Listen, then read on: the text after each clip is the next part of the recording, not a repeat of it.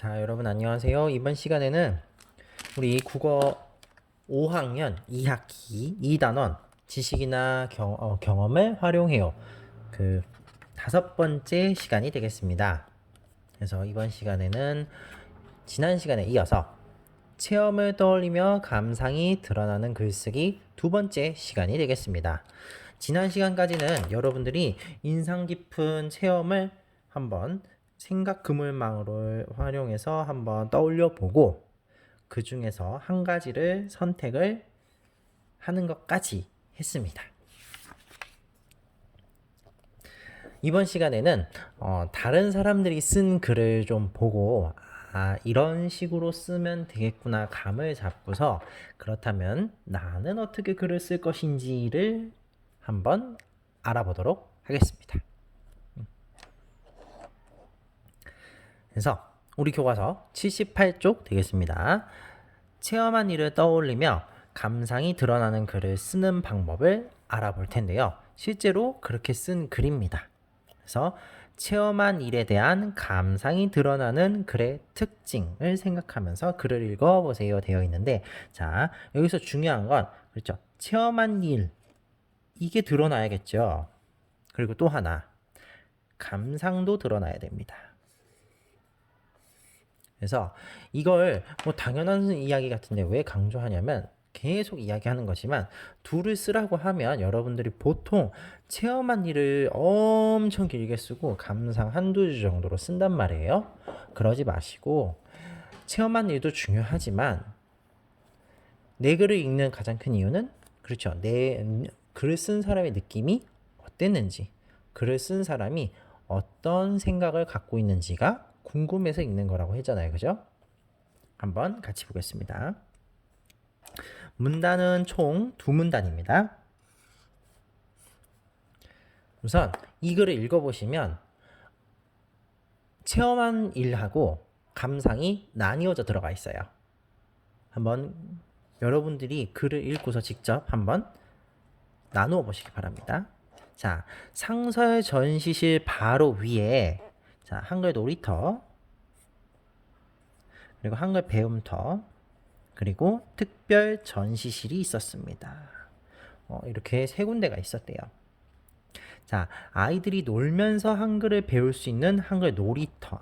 그러면 놀면서 한글을 배울 수 있는 놀이터가 1번 내용이 되겠네요. 두 번째로는 자, 한글이 익숙하지 않은 사람들을 위해서 만든 배움터 이야기가 나왔고요. 이 배움터는 체험과 놀이를 하면서 한글을 이해할 수 있도록 했다고 합니다. 그러면 체험도 하고 놀이도 하는 곳이 여기겠네요. 그리고 자, 이렇게 읽다 보면 흥미로웠다라고 한 거 보면은 이렇게 체험한 일과 감상을 아예 다른 문단으로 쓰는 경우도 있고요. 이런 식으로 중간중간에 바로바로 나의 감정, 나의 생각을 표현해 주는 것도 한 가지 방법입니다. 그리고 특별 전시실에는 국립한글박물관 개관기념 특별전을 진행했는데, 자, 세종대왕 한글문화시대를 열다. 이런 기획이 있었나 봐요. 그래서 세종대왕의 업적, 일대기, 한글 문화, 그리고 세종의 정신 등을 주제로 한 전통적인 유물, 그리고 이를 현대적으로 해석한 현대 작가의 작품을 만나볼 수 있었다. 해서 자, 그럼 이 첫 번째 문단은 체험한 일을 중심으로 쓴 건가요? 감상을 중심으로 쓴 건가요? 맞습니다. 이 첫 번째 문단은요, 글 쓴 사람이 체험한 일을 중심으로 이야기를 전개를 했습니다. 자, 그럼 이제 두 번째 문단을 한번 살펴보도록 할 텐데요. 두 번째 문단은 박물관을 관람하면서 책과 화면으로 봤던 한글 유물을 직접 볼 수 있어서 신기하고 즐거웠다. 그렇죠. 직접 볼 수 있어서 신기하고 즐거웠다. 이게 첫 번째 감상이 되겠죠. 그뿐만 아니라 날마다 3번씩 운영하는 해설이 있는 관람 프로그램을 활용하면 더 많은 지식을 쌓으며 관람할 수 있겠다는 생각이 들었다. 이거는 사실 감상이라기보다는 감상이라기보단 이제 글쓴이의 생각에 해당하는 부분이 되겠죠. 감상이라기보다는. 그래서 이번 관람으로 국어 시간에 배웠던 한글을 더 생생하고 자세하게 배우는 소중한 기회를 얻어 무척 뿌듯했다. 그렇죠. 생생하고 자세하게 배우는 소중한 기회를 얻어 뿌듯했다. 이게 두 번째 감상이 되겠습니다. 자, 그럼 두 번째 문단은 체험한 일을 중심으로 썼나요? 감상을 중심으로 썼나요? 그렇죠. 여기는 감상을 중심으로 글을 썼습니다. 자, 여기까지 파악이 됐으면 이제 질문에 한번 답을 해보도록 합시다. 자, 글쓴이가 체험한 일은 무엇인가요? 자, 체험한 일을 보려면 지금 우리가 이렇게 구분했을 때는 그렇죠. 위의 문단을 봐야 돼요. 그래서 지금 이 친구는 한글 놀이터 그리고 한글 배움터 그리고 마지막으로 특별 전시실을 체험했다. 이걸 체험했다고 여기 첫 번째 문단에 나와 있습니다. 그래서 괄호 3번 문제를 보시면 글쓴이가 체험한 일에 대한 감상이라고 했어요. 감상 얘기를 했잖아요. 그렇죠? 자, 그러면 우린 이미 다 찾아놨어요. 그렇죠? 그래서 같은 색으로 해보면 자, 감상 1번이 여기 오겠죠. 그래서 내가 교과서로만 보다가 직접 볼 수 있어서 신기하고 즐거웠다라는 감상을 표현을 했고요. 두 번째로는 생생하고 자세하게 배우는 소중한 기회를 얻어서 무척 뿌듯했다. 2번은 여기 오겠네요. 뭐 굳이 선생님 생각으로는 여기 있는 걸 찾는데 똑같이 쓸 필요는 없을 거라고 생각을 해요. 다만 해당되는 부분을 끌어오는 것만으로도 충분하지 않을까 생각합니다. 자, 그래서 그럼 이 글을 봤을 때 도대체 쓰는 방법은 뭐야? 정리해 보겠습니다. 그 첫 번째가 체험한 일을 자세히 풀어 쓰는 것. 중요합니다. 왜요? 이 글은 누가 체험한 거예요? 이 글은 누가 체험한 겁니까?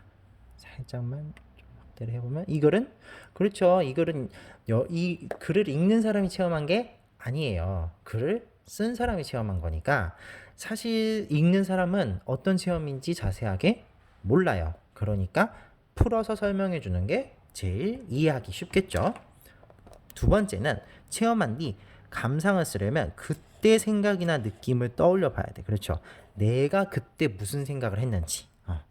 이건 사실 누구밖에 몰라요. 그렇죠. 그걸 체험해본 나밖에 몰라요.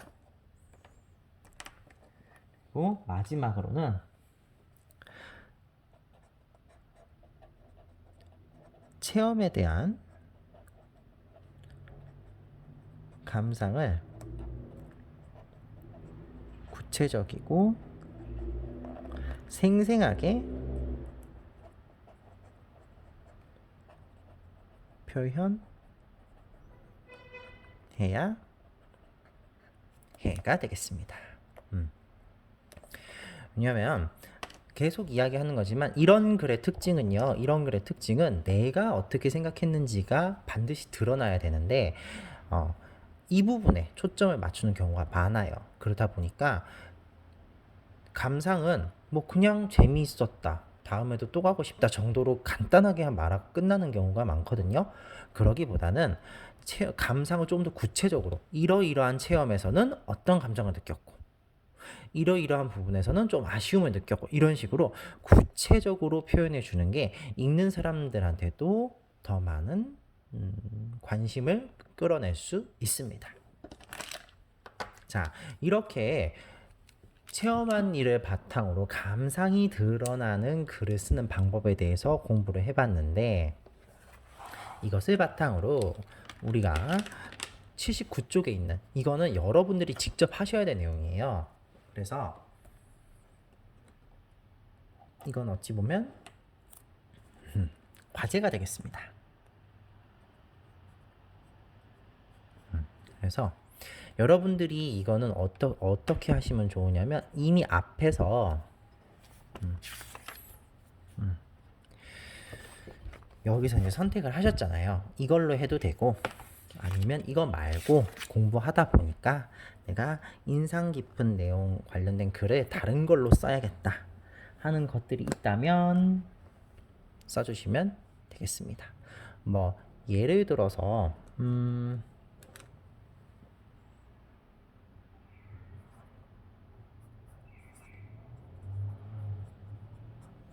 자, 이런 거 같은 경우에는 여기에 간 직접적인 상호명이라 말하기 조금 어렵지만 여기에 간 나의 경험을 만약에 이야기한다면 뭐 있었던 일 그리고 놀이기구 탔을 때 어떤 그런 감상 이런 것들을 이제 생각을 해보면 되겠죠.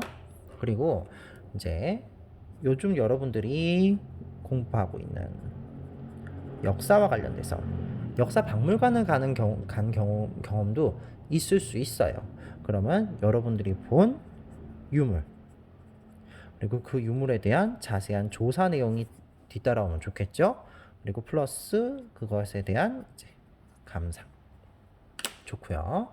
그리고 또 뭐 물놀이 경험 많죠. 여기서 이제 이렇게 되면은 내가 어디서 이 물놀이를 했는지 그 장소에 대한 설명도 있으면 좋겠죠. 그리고 뭐 누구랑 갔는지 그리고 그때 느낌은 어땠는지 이런 것들을 이제 여러분들이 직접 여러분들 걸로 쓰면 되겠습니다. 그래서 이런 77조 앞에 이제 2번에 3번 이거 얘기하는 건데요. 이제 친구들과 이제 질문을 주고받는 활동이었는데 그때 우리 방송에서도 지금은 친구들하고 얘기할 수 있는 상황이 아니다 보니까 각자 스스로에게 질문을 던져보는 그런 식으로 진행을 했었는데 여기서도 마찬가지예요. 나한테 한번 질문을 던져보는 거예요. 그래서 내가 조사할 내용은 없는지 내가 글을 쓰기 전에 따로 조사해야 될 내용은 없는지 한번 이런 것들 외에 여러분들 것으로 한번 조사 내용을 확인해 보시고 조사하는 까닭도 간단하게 적어 보시기 바랍니다. 이건 다시 한번 말하지만 이걸로 끝이 아니라 이건 쓰는 거 아니고 여러분들 걸로 이제 직접 쓰는 겁니다. 그래서 혹시 내가 조사를 한 내용을 한번 밝히고 싶다면 이렇게 글, 그림, 사진과 같은 조사는 출처를 기록하는 것이 굉장히 좋습니다. 역시 이게 사실은 저작권 때문에 그렇죠. 그래서 이거는 앞의 내용을 바탕으로 여러분들이 직접 해보도록 하겠습니다. 그래서 다음 시간에는 어떻게 할 거냐면 여러분들이 실제로 써온 내용을 바탕으로 해서요. 실제 이제 글을 쓰는 계획을 잡고 마지막으로 글쓰기까지 이어가도록 하겠습니다.